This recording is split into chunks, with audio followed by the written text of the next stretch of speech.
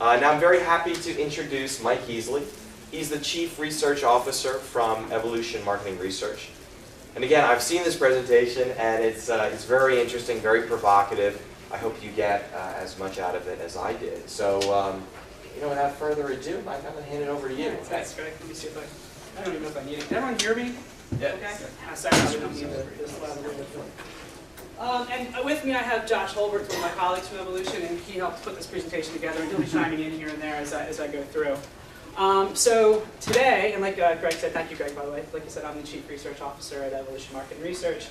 Prior to that, I have had consulting stints at both Merck and I was at Shared Plow, and prior to that, U2. So I've been around for a little while, and I know I see some very familiar faces in the audience here. Today, we want to talk about qualitative conjoint. It seems like kind of an oxymoron, qualitative conjoints, right? And I can see it's probably what everyone's here for, to understand what I'm talking about necessarily. We're going to get into it, some of the specifics, some of the ideas, but ultimately it's a conjoint study or a conjoint exercise done in a qualitative setting. Okay? Sort of the best of both worlds kind of idea. So with that, I'm just going to jump right into it. And as Greg said, please ask questions as we go throughout. I'm going to ask you some questions, so it's a two-way street. All right. So what we want to run through today, some of my topics we're going to talk about conjoints, give everyone a little refresher on what the conjoint is and how that type of study works, and why we use them and when do we use them. Qualitative versus quantitative. What really is the difference between these two types of studies? We all talk about qual and quant, and we use them very specifically, and sometimes I don't think we use them correctly in how we're defining them overall. Get to the point and talk about qualitative conjoints, and we're going to see an example. Okay. Hopefully, maybe I'll get through it in an hour. Maybe we'll get through a little bit shorter, a little bit longer. So we'll see how it goes. All right. So conjoints, what are they, and why do we use them? So I think everybody in the room, hopefully, has had some experience with conjoints, right? We're all market researchers. But just to give you a bit of a refresher and an idea, there are a bunch of different types of statistical models that we refer to as conjoints. Ultimately, though, you can see, if you just take the two, discrete choice conjoint, they're all in this idea of the conjoint study, right? So we have other ones, adaptive conjoint analysis, MAC-STIF. They're all based on the same kind of set of principle. We're considering attributes together. And we're looking at that trade-off that people are going to make based on one attribute versus another, and what's going to be the driver of their choice, right? Now we know discrete choice, for instance, we want to know if they're going to pick something over the other. We have a discrete choice, right? That's just one example of the dependent output, the dependent variable. Is it a 0-1 choice? We know physicians think of it a little bit differently. So many patients get this much, so many patients only get this product too. There's some overlap as to how they're going to approach it. So it's not necessarily a discrete choice. Just to give you an idea that we're, in essence, always talking about the same thing when we're talking about a conjoint. So they have been around for a long time. Paul Green, University of Pennsylvania, about 1973, 4, wrote a seminal paper about, we're kind of looking at attributes incorrectly. We're looking at them in a linear fashion, looking at them alone. Well, people don't consider attributes alone when they think about a product. They consider the attributes in terms of a trade-off. What attribute do I need? What attribute do I kind of need, right?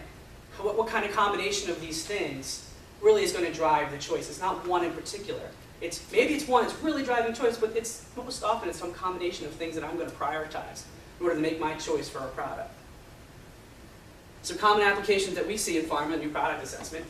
All right, I've got a new product. I want to bring in this new product. I've got a new product in licensing situation, or I've got a new product that's in the hopper, in the pipeline. I want to see what's going to be the result. What do I really need to do in order to make this product attractive to the marketplace? Phase 3 trial design, that's a common application. It's one of the ones I'm called on to do the most, right? We're going to go out and do a large quantitative study. What does this trial need to look like? What's going to be the best result? What do I need to hit at a minimum? What do I need to, what will my upside look like? What will my downside look like? How will that all fit within this combination of attributes and variables? What kind of size or trial size do I need? Right? We've all done them qualitatively, these kind of assessments, and we've done them quantitatively. But sometimes we see there's something left in the middle there. What's that overlap? What's that insight that we're not mining quite well enough by doing these kinds of studies separately? And then market scenario assessments. I get called on for this one quite often. Different combinations of products entering the markets at different times. What's that going to look like? What's the impact on the marketplace going to be? when we have this kind of a situation or that kind of a situation. Our competitors first to market, our products first to market, second to market, third to market. Our competitors are going to come out after us, before us. It's going to look the same, it's going to look different. What's the result going to be? Well, we're talking about a combination of things. You're talking about what could be considered attributes of your marketplace in combination. What's going to drive the market? What's going to be the important, impactful event that is going to change the market or not change the market? And what's the thing that you think is going to be important and does the rest of the market think it's important? So before we go any further, let's talk about how conjoints actually work. Right? What's the process and how do we set it up? And hopefully, the majority of you are familiar with this. If not, please stop me, and I'll take a little more time. So what does conjoint even stand for? Where do we get this? Anyone know? It's short for consider attributes jointly. Really? Yes. That is what conjoint actually stands for. Yeah. There's my reveal. I'm done. See you guys later. That's what conjoint stands for. It's this whole idea I was just talking about, right? You've got a number of attributes instead of considering them in a linear fashion alone, right? 1 to 7 scale, how important is this? 1 to 7 scale, how important? Oh, they're all 7, right? I want them all. But really, how do they work together? What's the impact of one attribute versus another? Impact of one level of one attribute versus another? How does that really drive my product choice? By looking at them linearly and rank the top 3. Okay, but what if there are 5 that are important? What if there are 2 that are important? What if there's only really 1, right? So we need to look at them together, holistically. How do we do that? When there's all these different possible combinations, we put together a conjoint exercise. And we say, let's go out in the market, let's assess these product attributes together. So how does this work? Well, we come up with a set of attributes, and we come up with levels within those attributes. In this little general example, we have indication, 1 patient population, 2 patient populations, efficacy, not as efficacious, more efficacious. Like I said, these are very general. Depends on the application, how general specific you want to get with your attributes. Safety, not as safe, safer than, right? And then you take these attributes, well, I mean, this part seems simple. We all know that this process could take weeks, right? You get the attributes to a manageable set, then you turn them into a card deck, right? You take the attributes, put them together, run them through, the guy would take it, put it in SAS, turn out a statistical design to come out with a structured set of profiles, right? And that set of profiles represents all of the combinations of all these attributes in a statistically structured way, right? We have all different names, Hadamard designs, fractional factorial designs, all these different kinds of designs, which most of my clients don't want to hear about. It's fine. That's what I need. That's what I'm there for. And then we assess those attributes. We assess those cards. And this is just a simple example of the definitely would use, definitely would not use. We do allocation tables, we do profile rankings, we do all kinds of different dependent variables based on these independent variables. Okay? And we do some fancy math in the background. I run it all through stats. A couple weeks later, I give you a pretty simulator and some charts and graphs and what kind of objective results I can get from a quantitative study, right? The stuff that just turns out. So what's the issue? How many times have you guys asked yourself this question, right? I found myself in this situation back in my days at Shearing. I found myself in this situation when I was consulting at Merck, and I found my clients in this situation multiple times over. I got all this good data, but this looks weird. I expected this attribute to do X. Because we all think we know the market better than our doctors know the market, right? So I expect this attribute to go this way and went this way. Why? What's going on? Is it noise? Or is it something I need to go further mine? Do I need to go talk to the market about it? Well, my brand director says I don't have any money, so I just have to kind of live with it. Do we live with it, or what do we do? I mean, we have these are 2 common problems. A lot of time we have data without context, the problem I'm just talking about. A lot of times we have context without data. Say you don't have a big budget, you can't go out and run a big conjoint study and get the data. So you go out and you do some profile assessment with some 25 docs in the US, come back, you come with some ideas, but senior management goes, yeah, but it's qualitative. What are the numbers? I want to see some numbers. Give me some insight. Yeah, the insights are good, but give me some ideas. I need to turn this into a forecast. What are we going to do?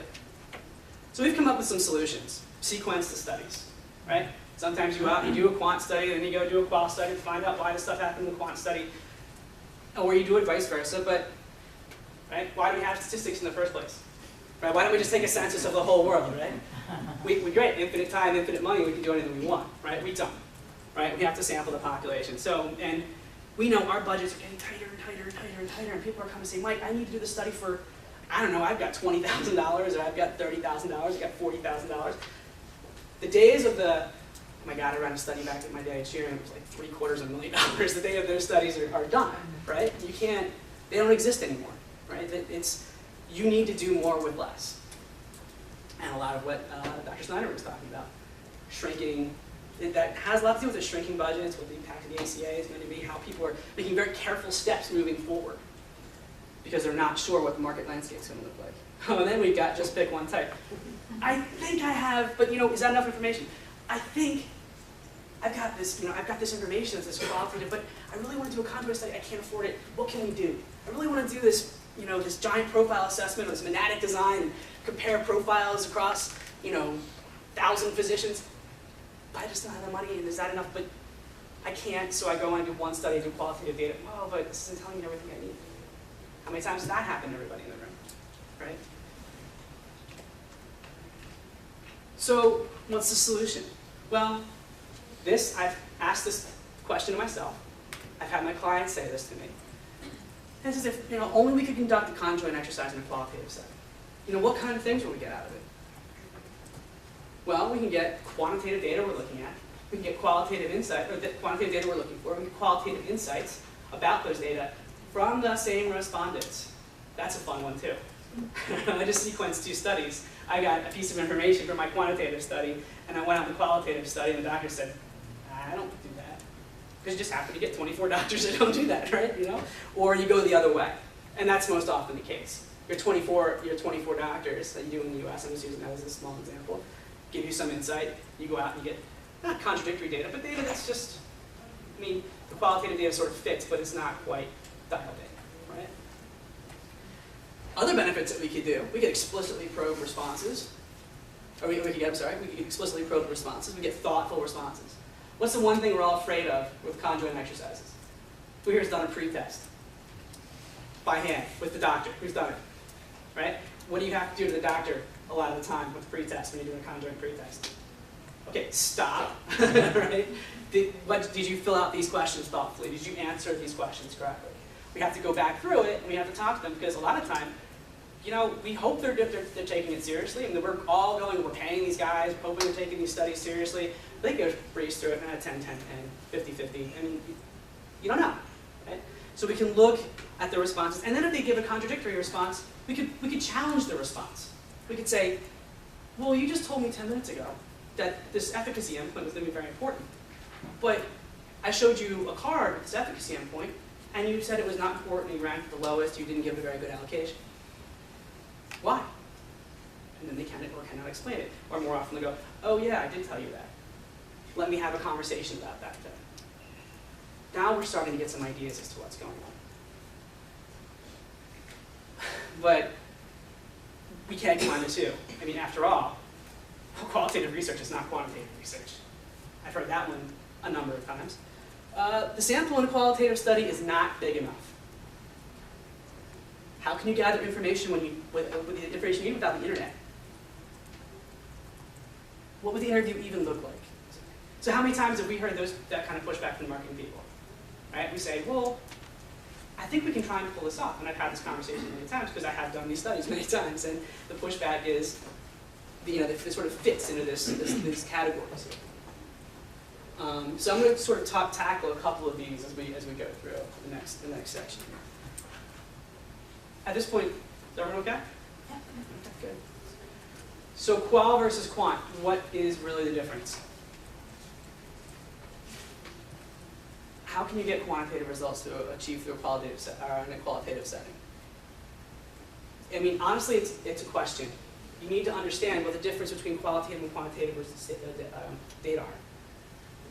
What is the difference?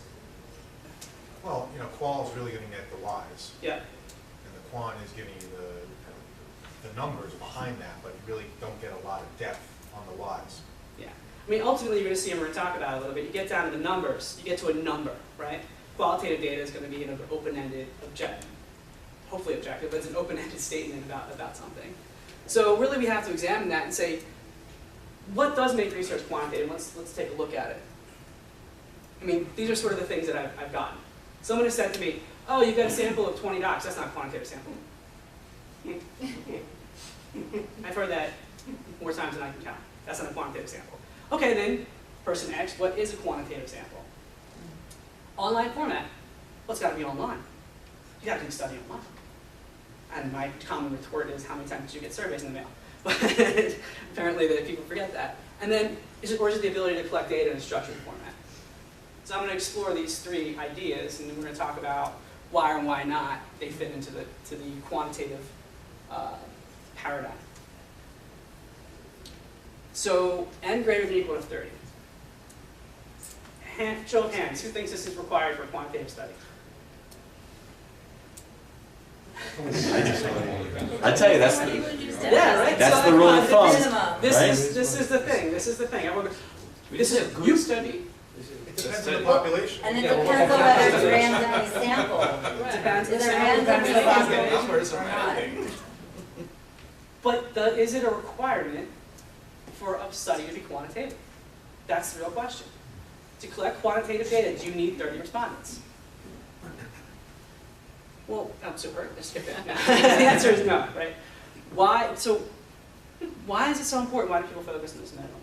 Stat test. Central limit, stat testing, but it's the It's mindset. It's a mindset. If I go up and I said I did some quant testing with all 5 people, I'm going to get laughed out Yeah. of my market research Yeah. department, and my marketing team's not going to trust it. Yeah. and there's representation. You're right. There's representation. You need to be able to represent your universe appropriately. But this actually came from something called the t-distribution. Does everyone know what the t-distribution is? What happens around 30 for the t-distribution? Yeah, it approximates, as sample gets large, a t-distribution becomes a normal distribution, right? Actually, in around 30, it appropriately matches the bell curve. But you still need to make a general assumption before you use the t-distribution. What's that assumption? That your population is normal, right? You need a normal population to use the t, that you need that. But what you're getting is, you don't know what the sample variance is, you don't know what the sample mean is. You don't know what those two things are. So what we use is the t-distribution. The t-distribution was designed specifically, originally, for samples that are lower than 30.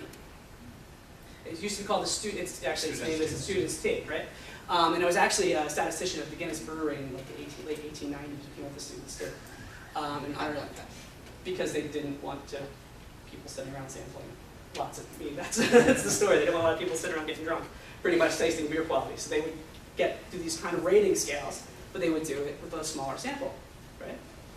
So let's just take a look at what happens. So I sort of jumped the gun on there, but around 30, t-distribution begins to satisfactorily approximate the normal distribution with your sampled variance and mean, okay? So let's look what happens. Does everyone know what a PDF is? Not the kind that you send over the email? So a PDF is a probability density function. All right? So here's a graph of that function, or as we would know it is the curve for the distribution overall for the t-distribution. That's at n equals 2. That's the normal curve. Okay? How close to that is that, right? As we watch it go from n equals 2 to 3, 6, 11, 31. 30 degrees of freedom. That's where the 30 comes from, 30 degrees of freedom. You can see that the curve, even at 2, pretty darn close. But what's the problem here? It's these tails, right? That's when your alpha value gets a little wacky. But as you get down closer, 11, as long as you're assuming that you have a normal distribution, you're good. I mean, you're getting closer and closer. Now, again, we're going to come back to representation. So if we do our statistics correctly, and we sample randomly, and we get the appropriate people in, when we have a representative sample, whether it be 11 or 200, as long as a representative randomly sampled, or randomly distributed normal population, we can get close, right? So that's kind of the 30 idea, right? That's where it came from. And is it really of a major concern? Well, yeah, I mean, you want some realism, and you got to appease the higher-ups, right, in terms of their thoughts about numbers. Even I have a conversation with a doctor when I'm doing profile studies.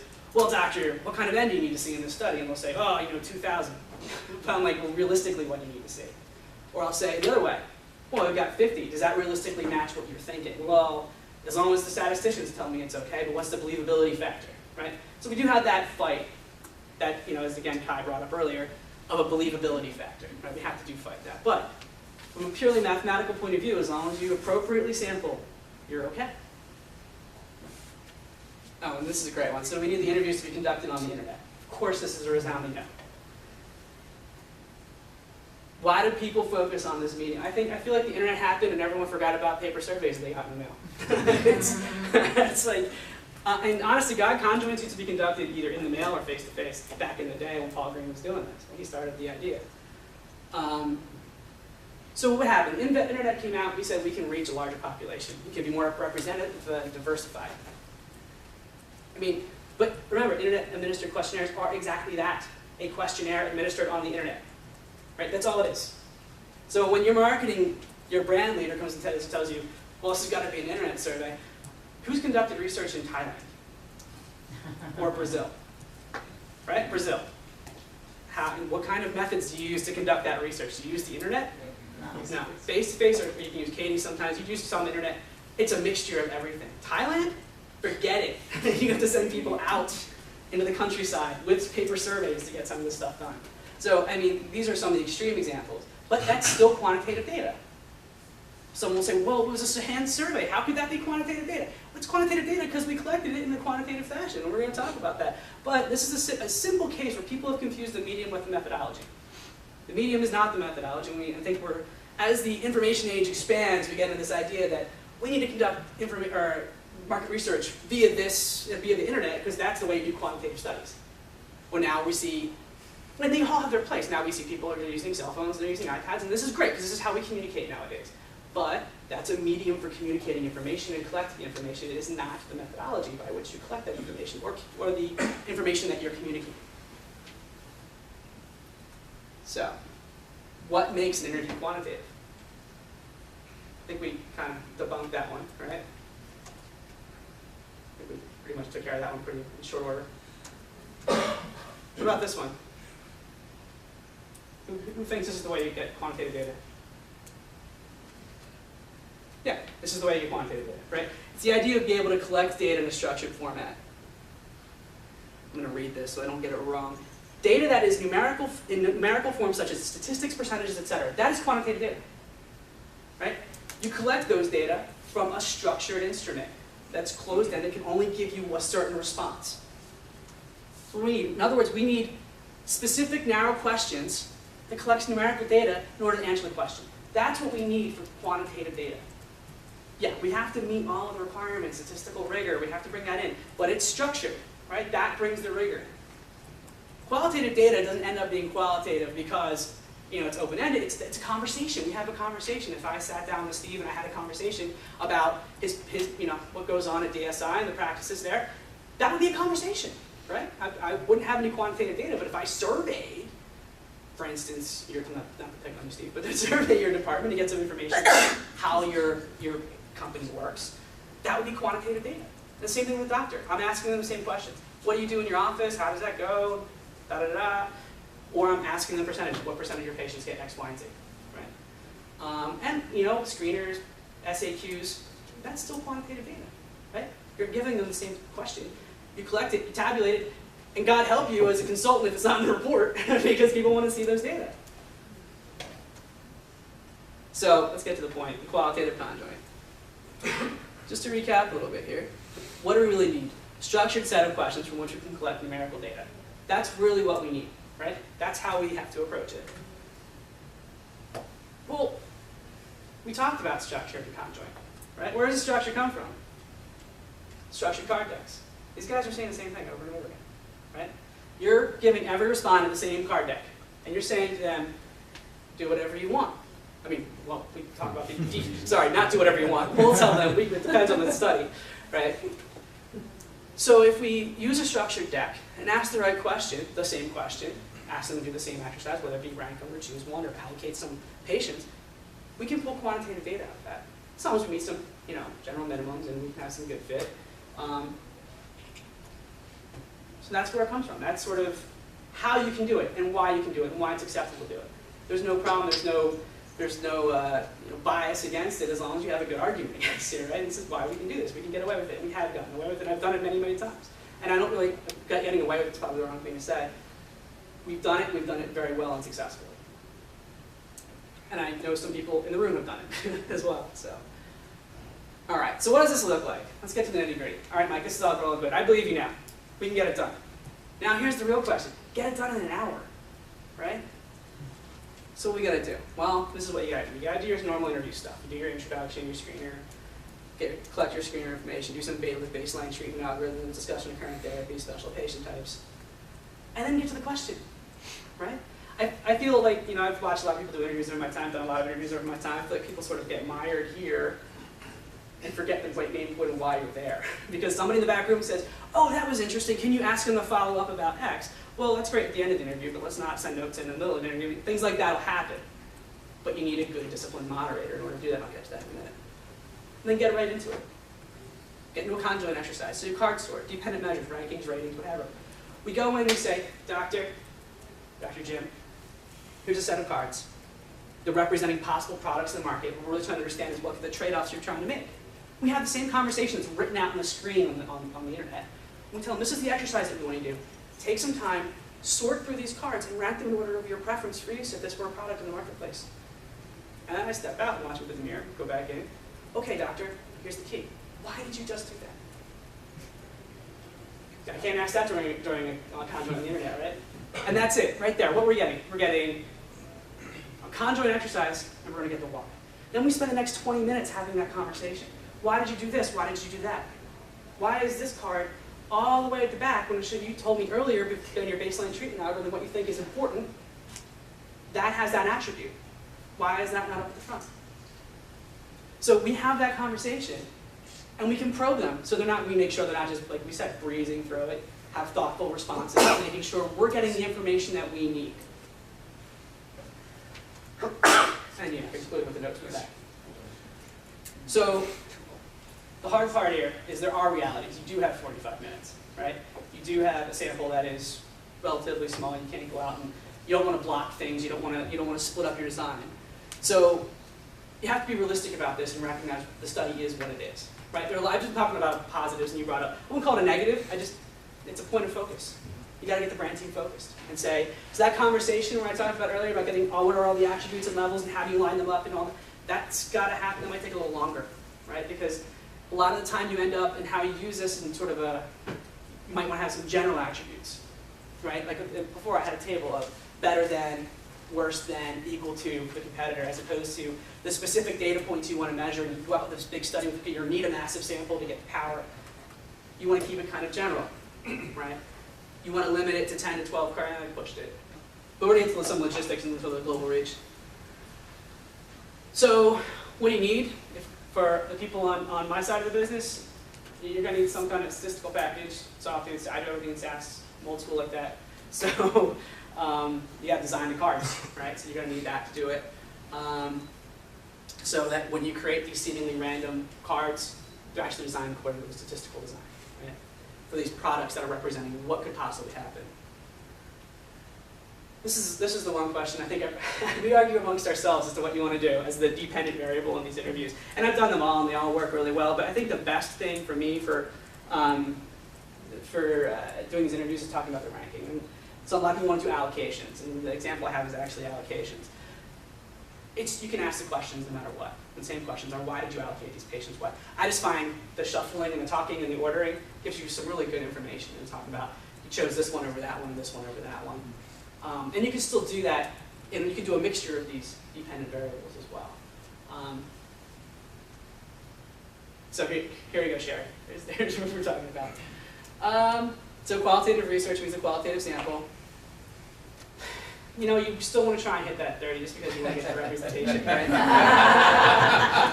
And you want, but you want to. But the point is that you want to.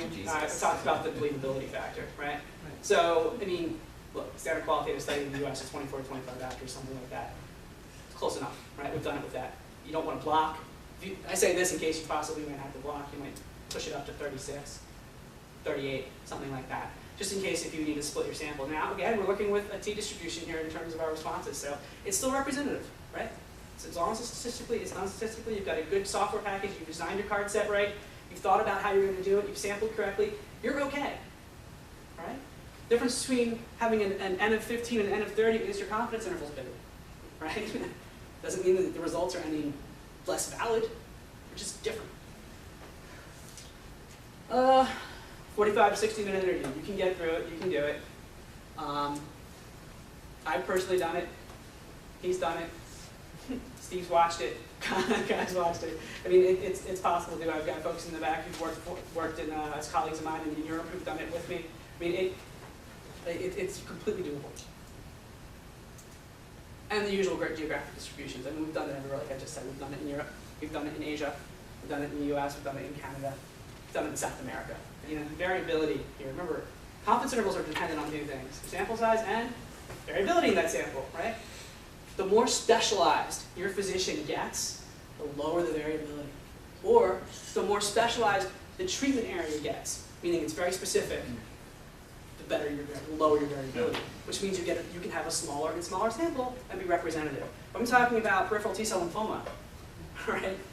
With 10 oncologists, have a pretty good idea what's going on with peripheral T-cell lymphoma, right? So, now I wouldn't suggest doing 10 oncologists here, but I mean, you can have a little bit more of a reach, but yeah, so these are things to keep in mind, right? And they're all really great questions, and something that as you're going through and developing the study, you want to make sure that you're asking these questions to make sure that, okay, based on the screening criteria, based on the list that we're looking at, will we actually be able to get a representative sample? Do we think that the people we're targeting that we may get into the study are going to be the people that we care about, that are going to give us the answers that actually matter for us moving forward? So they're all great questions, great concerns to have, and something that you have to make sure and keep everybody's feet to the fire to make sure that you're doing that. Yeah, another great point, because what you do is you have a conversation about getting those attributes and levels. You're also having the conversation about the sampling. How many times do American people go, I don't know, you figured it out, right? But at the end of the day, they've got to deal with the results as well as you. You have to understand the results you communicated. They've got to communicate it up. A lot of times they take one slide out of your presentation and take it up to the vice president or chief marketing officer, whomever, and they need to buy into it as well. So I mean, you need to be able to have these conversations, ask these same questions of yourself and of the marketing people to make sure that they're all bought in. Because buy-in is very important with any study, obviously. Oh yeah, and then here we go. And you really need a good moderator. You need someone who's going to be disciplined, who's going to get the job done. Interview 1 looks like interview 8 every day, right? You need someone who's going to get through the interview, shut the doctor up when they decide to ramble on about something, and keep their feet to the fire and focus them. And control the background. And control the background. Yeah, so Yeah, you need. this has been the one sticking point. The one thing I've heard in all my time about even considering this notion is, can you get it done in an hour? The answer is yes, but you need someone who can get it done in an hour, right? I mean, we all have a lot of questions. We're trying to cram a lot of stuff into studies nowadays, and who do you go to? You go to the moderator that who is a senior moderator who can get all the stuff done in an hour. Well, you need one of those folks to get this done, definitely. So I can't stress that enough. All right, now when should I use this? Some of the questions. I sort of touched on some of the ideas earlier, and here's sort of a little laundry list. You don't have enough budget to either conduct a large conjoint or not conduct a follow-up qualitative research. And when does this happen in licensing situations? Early molecule assessment, smaller product portfolio and portfolio of new products, possible third or fourth indication assessment. These are all the situations in which I've done them. And I think that this is one of the main concerns. I don't have enough money to do all these studies. I think I hear that most commonly. So what can you do? If you can keep everyone's feet to the fire, you're not going to talk about 1,000 attributes, and you're going to really put it to a place where it's focused. There's no reason not to do this, right? Because you get all that information that you would normally want to spend a ton of money on. And this is something that I don't think people think about. This is where we find it's very appropriate to use this, even if you have a ton of money. Small physician samples. We just talked about it. Variability goes down. You don't have to talk to 100 oncologists, right? Difficult specialties, rare disease states, cystic fibrosis. There are 42,000 cystic fibrosis patients in this entire country. right? So that's a very small disease state compared to asthma, right? And orphan drugs, right? Which ties back into the rare disease states. So these are just some examples, but there are other places I've used them. I used them just in place of a conjoint because people were like, well, let's go out and talk to 30 respondents in every market in Europe and let's build a forecast. And I've done it, and we've gotten really good results. And it's just like, set it up like any other conjoint, except you have that qualitative interview going on at the same time. So what kind of things do we get? What are the key deliverables? Well, I mean, this is what everyone should expect. Whoever does this for you, if you do it yourself, you're going to get a qualitative analysis with unmet needs, expectations, etc. Importance of the various attributes, and then the quantitative analysis, the importance of the various attributes. Right there, those last two boxes are things that we're looking for, right? You want to be able to have your simulator and your insights too, right? You want to be able to find out what your forecast, what's going to be the impact, where is your product going to fit, what's it going to like in terms of allocations, and why, the whys. And I tell you what, all those questions. I've done some of these interviews, and I've gotten some what I think is very contradictory data from what I understand the markets I know really, really well, and it comes out in the data. But you know how good I felt when I was able to write why. This is a very specific reason, and it's kind of hard, obviously, with blinded information to tell you guys about some of these situations. But it's engendered very interesting conversations, and conversations that need to happen. That the marketing team may lose an opportunity because they haven't thought about this all the way through. And like any conjoint, you get a cool simulator, right? So you can look at things like, you can set your different attributes up, different combinations of your attributes and levels, look at various impact scores, what's important, what's not so important. You can look at rankings, and I mean, you guys have all seen simulators before, you know what they do, but now you understand why. Why you're getting a lot of these whys. Yes? What's the typical time frame to do something like this? Because typical qual is usually about 4 weeks. Yeah. Probably like a little longer to do the quantitative analysis. So I mean, the decks are usually a little longer, a little more thought through in terms of the quant data as well as how it marries into the qualitative data. But I mean, someone's got to sit down and code all this stuff out and either like sawtooth, stats, what have you, and come up with and someone's got to program that. So that takes time. Yeah. And and the thing is, well, this can be either very, like I talked about, it can be very cheap or it can be very expensive in comparison to, right? So if you're doing like a standard qualitative study in the US, I mean, instead of going out to 1 million respondents, it's great, right? It's cost effective. It costs a little bit more because you're going to pay for the analysis. Go out to a huge European study and you're talking about qualitative interviews, now we know where money is going, right? So it's a little bit of a different situation. All right, let's see an example. So a case study, new product assessment in prostate cancer. In this particular study, we're looking at the third-line salvage space. Actually, there's multiple lines, and we'll see that the data actually showed that the earlier line was actually more important, or actually as important as the third line. However, it's interesting in this case because different things play in terms of prostate cancer or any kind of oncology. Sometimes safety and side effects are as important, if not more important, than the efficacy, and we'll see that playing out here. So, but we're trying to understand the nature of the opportunity for this product in this market, in this space that's fairly small. Again, this fits into what we're talking about, right? We've got 3L, salvage, 2 second-line, metastatic, castrate-resistant prostate cancer. So what do? We suggested, and the client agreed, that we go out and do a qualitative methodology that has a conjoint exercise associated with it. And this is the stuff we test. Now this was a little larger, not going to lie, because we ended up reining them in as much as we possibly could, but we had to end up blocking, so we went to a little bit of a larger sample. And we assessed these attributes. We have objective response rates, median PFS, bone scan resolution, rate of durable pain, time pain response, grade 3 for fatigue, grade 3 for PBIRG, etc.